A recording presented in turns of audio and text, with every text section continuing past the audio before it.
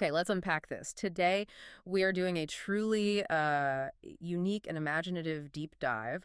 We're taking the story of one of the most, well, solemn and severe heroes in ancient Roman history, a man known for sacrificing his own body for the state, and we are pitting that against, of all things, cutting-edge autonomous electric vehicle technology. It really does sound like the setup for a comedy sketch, but the sources you've shared present a fascinating philosophical challenge. Their core goal, really, is to use this wild comparison as a shortcut to understanding Virtus Romana. That ancient Roman ideal of excellence, duty, and, spiritual strength. Exactly, by seeing how those values might translate into a futuristic, super high-efficiency world. Absolutely. So our mission today is to blur the lines between antiquity and AI, all to answer one wonderfully specific question. Would a hero who purposefully held his own hand over a burning fire be impressed by a silent, self-driving electric chariot? And since the year's winding down, we're tackling this with just a bit of cheerful holiday spirit. Of course, nothing says holiday focus quite like psychological warfare and 0 to 60 acceleration. Precisely. So let's start at the beginning. Our star is Gaio Muzio Cordo, a young Roman aristocrat living in 508 BC. And this is a time of, existential crisis for the brand new Roman Republic. The city is under siege by the Etruscan king Porsenna. So Rome is starving, it's desperate, and it's basically on the verge of total collapse. Muzio, who's still just a young man, he sees that conventional warfare just isn't going to cut it. So he decides on the ultimate measure, infiltration and assassination.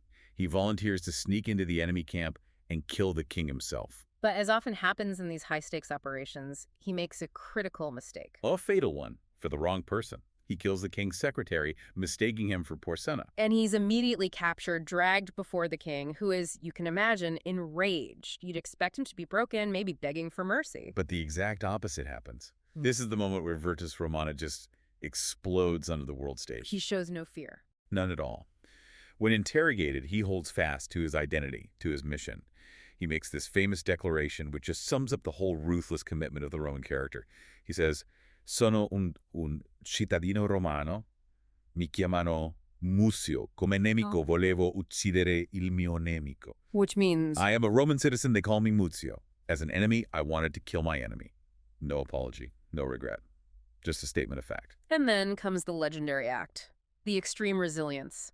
Porsenna threatens him with fire, demanding to know about any co-conspirators. And Muzio's response is to prove that pain means absolutely nothing to him compared to his duty. He deliberately places his right hand, the hand that failed him, onto a brazier ardente, a burning brazier. And he just lets it burn. Lets it burn until it's completely useless, and the sources all emphasize this. He does it without even flinching. Wow. The gesture basically communicated a truth more devastating than any weapon. That Romans valued their will, their republic, far more than their own bodies. Can you even imagine the sheer willpower for that? It's not just bravery, it's, a terrifying, almost inhuman focus. That focus was the weapon.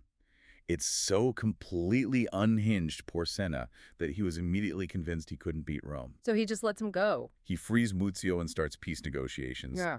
And Muzio seals the deal by lying. He says there are 300 other Roman youths ready to do the exact same thing. Incredible. He wins the war by burning his own hand. And from then on, he gets a new name, Scaevola. Meaning the mancino, or the left-handed. His physical limitation becomes his greatest victory. And that sheer, terrifying mental strength, that resilienza estrema, that's the key we need to carry forward. Exactly. Okay, so now for the great leap.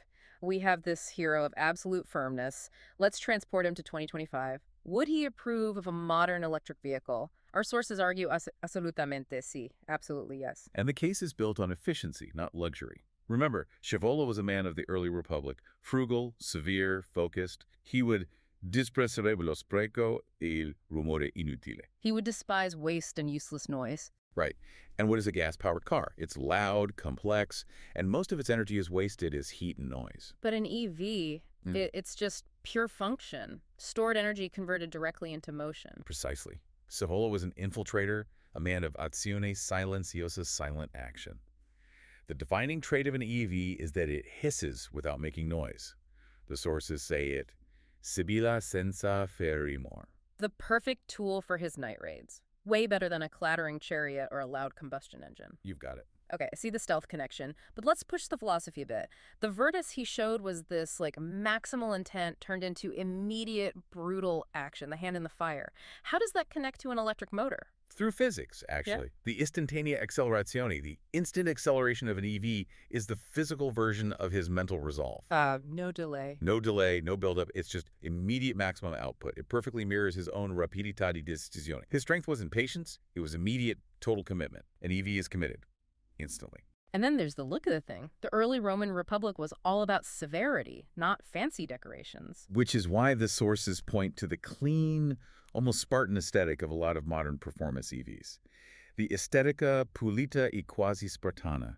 Minimal buttons, minimal distraction. He would want substance, not a complicated toy. He'd want the most efficient extension of his will, period. Okay, that makes sense. The EV is kind of a spiritual successor to his ancient resolve.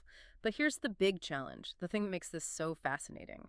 Scevola, despite his heroism, was permanently limited. He was the left-handed. Wouldn't a man in action like him despise delegating control to a machine? Wouldn't he see autonomy as a weakness? And that is the beautiful irony the sources dive right into. Scevola's Virtus gave him political power, but he still had this physical disability. Our sources argue that guida autonoma, autonomous driving, offers him his libertà definitiva. His final freedom. That's a powerful idea. The technology actually undoes the cost of his heroism. It doesn't just drive for him. It eliminates ogni sua disabilità, rendendolo di nuovo un predatore della strada. It makes him a predator of the road once again. It restores him, compensates for the hand he lost for Rome. It's the ultimate synthesis of speed and automation. And the ideal choice, the sources suggest, is the Tesla Model S Plaid with the FSD package. The Plaid for the hyper-performance, for that uncompromising Roman ambition, and the FSD to take over the control that he lost. And since he's still technically the Mancino, the sources get even more specific. They point to the steering wheel.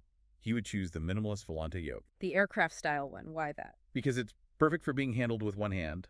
For those rare times he needs to intervene manually, the AI handles all the complex, two-handed stuff. So he maintains the appearance of control with his good hand, while the silicon brain does the heavy lifting. You can't just give a hero like this a stock car, of course. Of course not. The sources detail the custom specs. First, the color. Has to be Rosso Pompeiano. That deep, severe, ancient Roman red, symbolizing power, blood spilled for the Republic. And the interiors are critical. They have to be pelle synthetica, synthetic leather. Right, because as the source notes, he has to avoid offending the gods of nature with, unnecessary luxury or animal sacrifice. Still respecting the gods, even at 200 miles an hour. And of course, the license plate. Has to be Roma 001, the ultimate affirmation of his first citizen status. This vehicle isn't just transport. It's an automated weapon dedicated to his will. Speaking of which, the sources even include this wonderful imaginary meeting between Muzio Scevola and Elon Musk. It's clearly fantasy, but it's a great way to humorously, but also insightfully, look at how these virtues translate across thousands of years. So the scene is a futuristic Tesla workshop near the Colosseum 2025. Scevola, still bandaged, approaches this gleaming Plaid, and his greeting is just perfect. He says, Ave, Elon di Marte. Hail Elon of Mars. It's perfect. And Scevola immediately gets the key quality of the car that fits his old mission. He calls it a carro elettrico that sibila come un lupo etrusco nel buio. It hisses like an Etruscan wolf in the dark, silent, deadly. Exactly. But the real philosophical clash comes when they talk about control. Musk is focused on the tech, the speed, the SSD features. And Scevola brings it right back to the mental effort, echoing what he taught Porcena. He says, non mano mea sed virtus mea vincit. Not my hand, but my virtue wins. The strength is internal, it's independent of the tools. And this is where old world toughness meets the software update.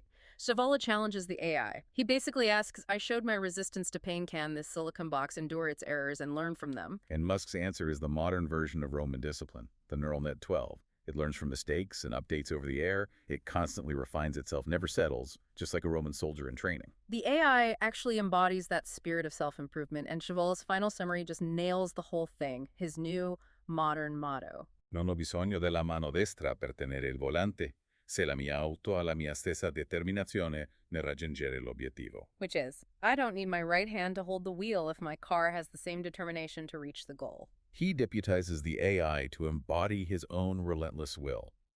The meeting ends with Scevola calling Musk il nuovo persona ma bueno, the new persona, but a good one, and delivering the final verdict, electrica vis suprema est. Electric energy is supreme. So, after all that, fire, hands, high-speed batteries, what is the core lesson we take away from this? I think it's the lesson Muzio Scevola taught Porsena all those centuries ago. The body can be limited by fire, by a disability, but the will cannot. Virtus is that internal engine of commitment. And if he used fire to prove his strength back then, he would absolutely use electric energy to move himself efficiently and relentlessly into the future today. A profound summary. The hero's ambition just transcends whatever technology is available, and that leads perfectly to our final provocative thought from the sources. We've given him the most efficient car on the road. Where does a hero of Rome aim next? The dialogue ends with Scevola defining his new mission, proving that Virtus is truly eternal. He says, Oggi combatto il caos stradale, domani Marte. First, road chaos. Next, Mars. Of course, you can't stop at full self-driving when there's a whole solar system to colonize. That relentless expansion of ambition. It's just so Roman. Always seeking efficiency, always pushing the boundary. That is the perfect note to end on. Thank you so much for joining us for this wild and whimsical deep dive into ancient resilience and electric silence. We really hope this unique perspective gave you a fascinating and memorable shortcut to knowledge. And thank you, the listener, for sharing these imaginative sources with us and letting us explore this fantastic blend of history and fantasy. We encourage you to follow the channel for more curated knowledge just like this. From all of us here, we wish you a truly sincere auguri di un buon Natale, a very Merry Christmas, and a happy holiday season. We'll catch you on the next deep dive.